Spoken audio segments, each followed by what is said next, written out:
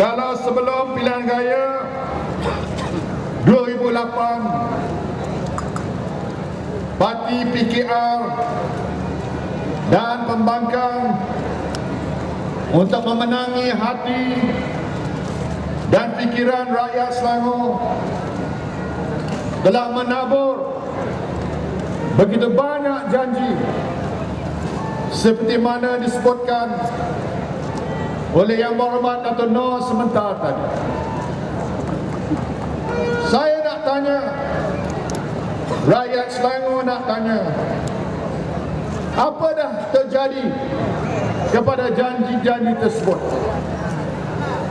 Apakah janji-janji itu sekadar tinggal sebagai janji ataupun janji di bibir saja? Macam lagu Etikos Endang, janji tinggal janji di bibir saja. Jelas sekali bahawa mereka telah gagal menunaikan janji. Kalau dalam pilihan raya yang lalu, kumpulan Pakatan Rakyat pernah menjanjikan mengurangkan cukai pintu rumah kediaman di Selangor sebanyak 20%. Bukan saja tidak dilakukan, tapi saya difahamkan di beberapa kawasan seperti Kampung Baru, Batu Sebelah Ceras, Kampung Baru Serdang telah menerima notis kenaikan cukai pintu. Mereka janji menyediakan tabung permulaan RM100 bagi bayi yang baru lahir di Selangor. Sejak pilihan raya yang lalu, saya kira banyak juga bayi yang sudah lahir, dan bayi-bayi ini akan tuntut mana RM100 itu. Kalau tak bayi itu tuntut, mak bapak akan tuntut. Kita akan tuntut daripada kerajaan negeri Selangor. Boleh tidak? Mereka juga janji bantuan allowance RM75 sebulan bagi setiap anak yang dihantar ke pusat penjagaan kanak-kanak, dan bantuan RM50 sebulan seorang bagi pendidikan prasekolah.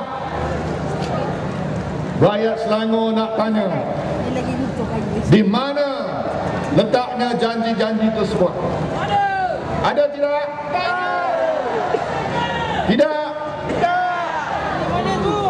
Kerajaan Selangor juga janji bahawa akan berikan bantuan dan beasiswa pelajaran bagi setiap anak Selangor, bantuan pada golongan muda, mendirikan rumah tangga, mencarum takaful bernilai RM2,500 untuk warga mas, OKU dan anak yatim.